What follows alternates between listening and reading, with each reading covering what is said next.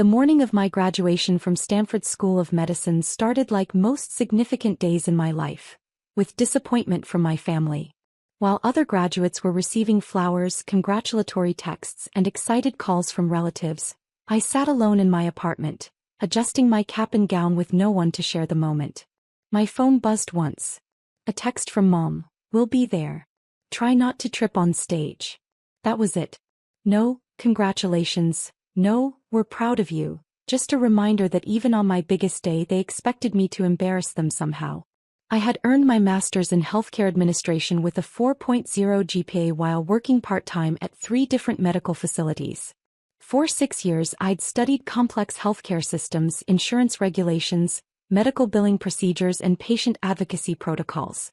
I'd written my thesis on navigating insurance appeals in complex medical cases, and had already been offered positions at 2 major hospital systems.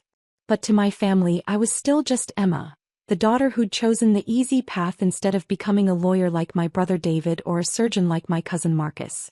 The graduation ceremony was held in Stanford's main auditorium, a massive space filled with proud families celebrating their graduates' achievements.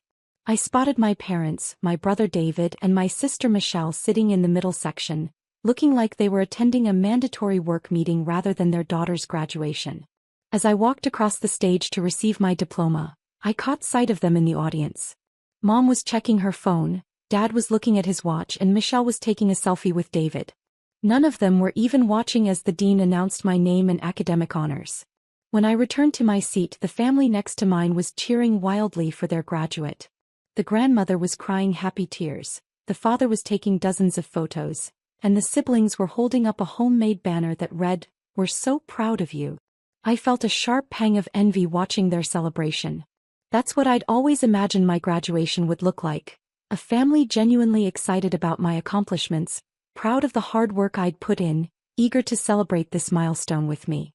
Instead, I had 3 people who couldn't wait for the ceremony to end. After the official proceedings concluded, families flooded onto the lawn outside the auditorium for pictures and celebrations. I found my family standing near the parking lot, clearly ready to leave. "Finally done embarrassing this family with your worthless degree," Mom whispered as I approached, her voice carrying just enough for nearby families to hear. The words hit me like a physical blow, especially on what should have been one of the proudest days of my life. Dad nodded in agreement, his arms crossed tightly across his chest. 6 years of school for what? Hospital paperwork. "At least it's over," Michelle added, rolling her eyes dramatically. "Now maybe you can get a real job and stop living like a college student forever." David, fresh out of law school and already working at a prestigious firm downtown, smiled smugly. "Some people just aim lower, I guess. Not everyone can handle the pressure of a real professional program." Their words stung, but I'd learned over the years not to react. Any defense of my chosen field would just lead to more mockery, more comparisons to David's superior career choice, and more reminders that I was the family disappointment. "Can we at least take a few pictures?" I asked, still wearing my cap and gown, hoping to salvage something positive from the day. Mom sighed dramatically as if I'd asked her to climb Mount Everest. "I suppose we should document this achievement. But make it quick. David has dinner reservations." "Dinner reservations?" I asked hopefully. "Are we celebrating?" "David's celebrating," Dad corrected. "He just made partner track at his firm. We figured we could kill 2 birds with 1 stone, your graduation and his real accomplishment." Of course. Even my graduation day had to be about David's success. We took exactly 5 pictures, with my parents looking like they were posing for a police lineup rather than celebrating their daughter's academic achievement. Mom kept checking her phone between shots, Dad looked at his watch repeatedly, and Michelle spent the entire time texting her friends about how bored she was. "This healthcare administration thing," Mom said dismissively while we waited for David to adjust the camera. "What exactly do you plan to do with it?" "File medical records." "It's much more complex than that," I began, but Dad cut me off. "Spare us the sales pitch, Emma. We know it's just fancy paperwork. David deals with real problems, life-changing cases. You'll be shuffling papers in some back office." David nodded condescendingly. "No offense, but healthcare administration sounds like something they train people for in community college. Not exactly Stanford-level work." "Actually, I said quietly. The program is highly competitive. Only 30 students were accepted this year out of over 800 applicants. Michelle laughed. That's because nobody wants to do boring hospital stuff. The smart people go to law school or medical school. Like Marcus, Mom added proudly. Now there's someone who made something of himself. A surgeon at 32 making real money, saving actual lives. The comparison to my cousin Marcus was a familiar pain. He was the family golden child, the one everyone pointed to as an example of success. Meanwhile, I was treated like the family charity case, the one they tolerated out of obligation. Are you coming to dinner? Mom asked, though her tone made it clear she hoped I'd decline. Actually, I have plans, I lied, not wanting to spend my graduation dinner listening to 2 hours of praise for David while my achievement was ignored or worse, mocked. Probably for the best, Dad said. These celebration dinners are really for people with something meaningful to celebrate. As they walked toward the parking lot, I heard Michelle say loudly, "Thank God she's not coming." Can you imagine trying to explain to the waitstaff what a healthcare administration degree even is? How embarrassing. Their laughter echoed across the graduation lawn as I stood alone in my cap and gown, watching other families take photo after photo, their joy genuine and infectious. I felt more isolated than ever, wondering why I'd even invited them to witness what they clearly considered a non-achievement. Other graduates were being taken out for elaborate celebration dinners, receiving flowers and gifts, having their families brag to strangers about their accomplishments. I was getting criticized for choosing a field my family didn't understand and being uninvited from my own graduation dinner. But then as they reached their car, Mom's phone rang. I was still close enough to hear her answer with her usual clipped, professional tone. "Hello, this is Catherine Mitchell." "Mrs. Mitchell, this is Jennifer Walsh from Pacific General Hospital's billing department. I'm calling about your insurance claim from last month's cardiac procedure." I watched Mom's posture immediately stiffen. She'd had a minor heart procedure a few weeks earlier, nothing serious, but it had required an overnight stay and some follow-up care. Insurance had been giving her some trouble, but she'd assured everyone it was just routine paperwork delays. "Oh yes," Mom said, her voice already showing signs of stress. "What's the update on that?" "I'm afraid I have some concerning news. Your claim has been denied again and we've exhausted the standard appeals process. The paperwork discrepancies are more complex than we initially thought, and there are coding errors that are affecting your coverage." I could see the color starting to drain from Mom's face as she gripped the phone tighter. "What does that mean exactly?" she asked, her voice smaller now. "You're looking at approximately $127,000 in out-of-pocket expenses for the procedure, the hospital stay, the specialist consultations and the follow-up care." The phone nearly slipped from Mom's hand. $127,000? But I was told everything would be covered under my plan. Dad had moved closer, his face growing increasingly concerned as he tried to listen to the conversation. "I understand your shock, Mrs. Mitchell. Unfortunately, these healthcare billing situations can be extremely complex. The insurance company is claiming that certain procedures weren't pre-authorized correctly, and there are discrepancies between what your cardiologist submitted and what the hospital coded." Mom's hand was visibly shaking now. But I can't afford that. We don't have that kind of money." "I completely understand your position. These cases require someone with specialized knowledge of medical billing procedures, insurance protocols and healthcare administration to navigate the appeals process effectively."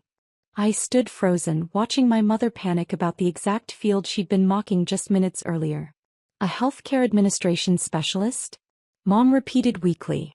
"Yes, someone with expertise in medical coding, insurance regulations, billing procedures and patient advocacy. They understand the system from the inside and know how to communicate with insurance companies in their own language. Without that expertise, cases like yours rarely get resolved favorably." Mom hung up the phone looking devastated. The confident, dismissive woman who'd been mocking my degree 20 minutes earlier was gone, replaced by someone who looked genuinely terrified. "What's wrong?" David asked immediately. "The insurance." Mom's voice was barely a whisper. "They're denying the claim. We owe $127,000. The family went silent. That amount of money would destroy their finances, potentially force them to sell their house and devastate their retirement plans. David, you can help us fight this, right? Dad asked desperately. Legal action, lawsuits, something? David shifted uncomfortably, suddenly looking much less confident than usual. Dad, this isn't really my area of expertise. I do corporate law, mergers, acquisitions, business contracts. Medical billing disputes are completely different. But you're a lawyer. Mom protested, grasping for any solution. Medical billing law is incredibly specialized, David admitted reluctantly. It involves healthcare regulations, insurance protocols, medical coding systems. It's like a completely different language. The panic in their voices was growing. These were the same people who'd spent years dismissing my chosen field as paperwork and easy, and now they were discovering that it involved complex systems they couldn't even begin to understand. So what do we do? Michelle asked, for once looking genuinely concerned instead of bored. We need to hire someone, Dad said grimly. A specialist like the hospital suggested. That could cost thousands just in consulting fees, Mom said, her voice breaking. And there's no guarantee they can fix it. David nodded slowly. Healthcare administration consultants charge premium rates because their expertise is so specialized. We could be looking at $15,000 to $20,000 just to hire someone good enough to handle a case this complex. As they stood there in the parking lot, the reality of their situation began to sink in. They needed exactly the kind of expertise they'd been mocking, and they couldn't afford to hire it. Mom's phone rang again. This time it was her cardiologist's office with additional questions about insurance coverage for her follow-up appointments. As she struggled to understand the medical terminology and coding requirements, I watched Dad's frustration grow. This is impossible, Mom said after ending the call. They're asking about procedure codes, billing modifiers, network providers. I don't understand any of this. It's like they're speaking a foreign language, Dad agreed, his earlier confidence completely gone. Michelle looked around helplessly. There has to be someone who can help us. We need someone who understands how hospitals work from the inside, David said slowly.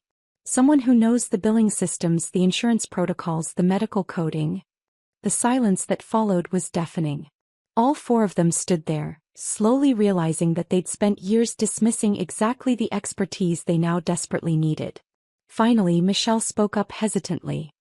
Didn't Emma just graduate with some kind of healthcare degree? All eyes turned to me. I was still standing nearby in my cap and gown, having witnessed their entire crisis unfold. Mom looked at me like she was seeing me for the first time. Emma, what exactly does your degree cover? I could have walked away. After years of having my field dismissed and my career choices mocked, part of me wanted to let them figure out their own mess.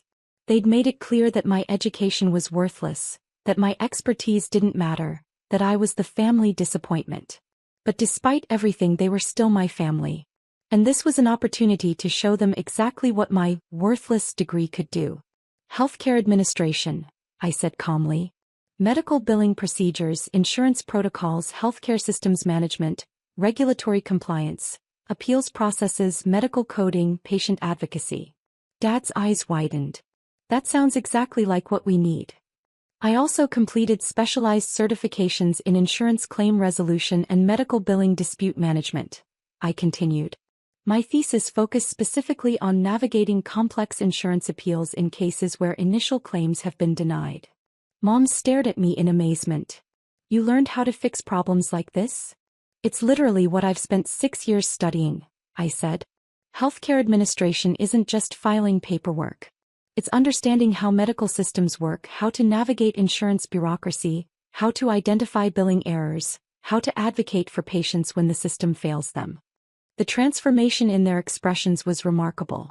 Suddenly, my worthless degree was the most valuable thing in the world.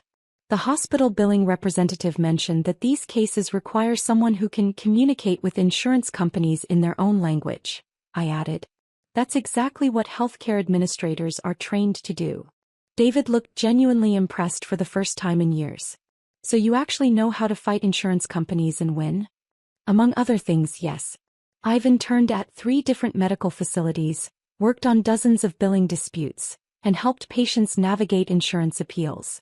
It's what I do. Dad shook his head in disbelief. All this time we thought you were wasting your education on something easy. Maybe we should have asked more questions about what you were actually studying, Mom admitted quietly, her voice filled with regret. Could you? Mom hesitated, clearly struggling to ask for help from the daughter she'd been dismissing minutes earlier. Would you be able to help us with this? I looked at my family, the same people who'd made me feel ashamed of my accomplishments just an hour ago, who'd uninvited me from my own graduation celebration, who'd spent years treating my career choice as a joke. Part of me wanted to say no, to let them experience the consequences of dismissing something they didn't understand. But this was also an opportunity to demonstrate the real value of my education and to help my family when they needed it most. I'll need to see all your paperwork, I said. Insurance cards, medical records, billing statements, procedure codes, everything from the original consultation through the follow-up care. We have everything at home, Dad said eagerly. How long do you think this might take to resolve? Depends on the complexity of the errors and how cooperative the insurance company is willing to be, but I've seen cases like this completely reversed in a matter of weeks with the right approach and documentation. Mom looked like she might cry with relief. Emma, I had no idea your degree was so practical and important. Most people don't understand what healthcare administration involves, I said diplomatically. They think it's just paperwork and filing, but it's really about understanding incredibly complex systems and advocating for people who get lost in the bureaucracy. David was shaking his head in amazement. That actually sounds like more challenging work than what I do. At least corporate law follows logical patterns. Healthcare systems sound like controlled chaos. They can be, I agreed. That's why it takes specialized training to navigate them effectively. Michelle put her phone away for the first time all day. So you actually fight insurance companies for a living? Patient advocacy is a big part of it, yes. When someone gets a $127,000 bill for a procedure that should have been covered, there's usually a way to fix it if you know how the system works. Dad looked at me with what might have been respect for the first time in years. All this time, we thought you were choosing an easy path instead of something challenging like law or medicine. Healthcare administration requires understanding medical terminology, insurance law, billing regulations, coding systems, patient privacy laws, and advocacy procedures, I explained. It's not easier than other fields, it's just different.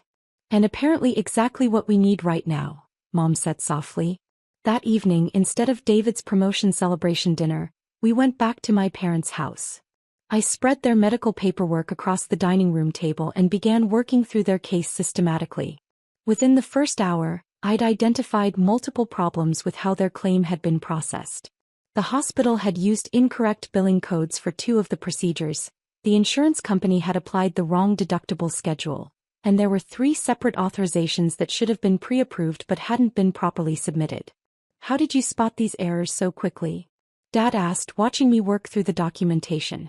Training and experience, I said simply. When you understand how the system is supposed to work, it's easier to identify where it went wrong. As I explained each error and outlined my strategy for the appeals process, I watched my family's understanding of my field grow in real time. They began asking genuine questions about healthcare systems, insurance regulations, and patient advocacy work. This is actually fascinating, David said, leaning over my shoulder to read the insurance policy details. I had no idea there was so much complexity behind medical billing. This is like detective work. A lot of healthcare administration is problem-solving, I agreed. You have to be part detective, part advocate, part negotiator, and part translator. Mom was reading through the appeals process documentation I'd prepared. This is incredibly detailed and professional. You really know what you're doing. I've been training for this for 6 years, I reminded her gently. We really didn't understand what you were studying, did we? She asked, her voice filled with genuine regret. No, I said honestly. But that's partially my fault too. I should have done a better job explaining what healthcare administration actually involves. We should have listened better, Dad admitted. We should have asked more questions instead of making assumptions. Over the next 3 weeks, I worked on their case during my free time, treating it like the professional challenge it was.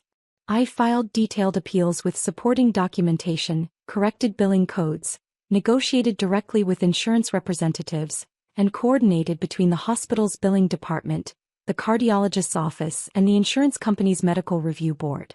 It was exactly the kind of complex, multifaceted case I'd trained for, and I was good at it. Each day brought new challenges: insurance representatives who didn't understand the billing codes, hospital staff who had filed paperwork incorrectly, medical coding errors that cascaded through multiple systems. But I knew how to speak their language, how to navigate their bureaucracy, and how to advocate effectively for my client, in this case my own mother. The breakthrough came during a three-way conference call between myself, the insurance company's senior medical reviewer, and a supervisor from the hospital's billing department. I'd identified a critical error in how the initial authorization had been processed, and I was able to demonstrate that the insurance company had incorrectly applied an out-of-network penalty to procedures performed by in-network providers. Ms. Mitchell, the insurance reviewer said after I'd walked through my documentation, this is some of the most thorough appeals work I've seen. You clearly understand our systems better than most healthcare administrators I work with. After the call ended, I had to wait 2 business days for the final determination. When the approval came through, I called Mom immediately. The appeal was successful, I told her. Your out-of-pocket expense will be $2,400 instead of $127,000. The silence on the other end lasted so long I thought we'd been disconnected. Emma. Mom's voice was thick with emotion when she finally spoke. You saved us $124,600? The insurance company made procedural errors and the hospital's billing department made coding mistakes, I explained. I just knew how to identify and correct them systematically. How can we ever thank you for this? She asked, and I could hear her crying. You don't need to thank me, I said. This is what family does for each other. And honestly, it was good practice for my career. That weekend, Mom called and asked if I wanted to have a proper graduation celebration dinner. One that would actually be about my achievement, my degree, and my future in healthcare administration. We owe you a real celebration, she said. One where we acknowledge what you've accomplished and what you're capable of. The dinner was at the same restaurant where they'd originally planned to celebrate David's promotion while ignoring my graduation. But this time, everything was different. Dad stood up and made a toast before we ordered. To Emma, whose education we clearly didn't understand, didn't appreciate, and didn't respect the way we should have. You've shown us that meaningful, challenging work comes in many forms, and we're incredibly proud of what you've accomplished. And grateful for what you've learned, Mom added, raising her glass. You didn't just save our financial future. You opened our eyes to how important and complex your field really is. David raised his glass next. To my sister, who chose a field that actually helps people solve real problems when they're at their most vulnerable. That's more meaningful than anything I do pushing papers around boardrooms. Even Michelle had put her phone away completely. I'm sorry I made fun of your degree and called it boring paperwork. What you did for Mom and Dad was incredible, and I had no idea how much skill and knowledge it required. As we ate dinner, they asked me detailed questions about my career plans, my goals in healthcare administration, and how I wanted to use my expertise to help other families navigate the system.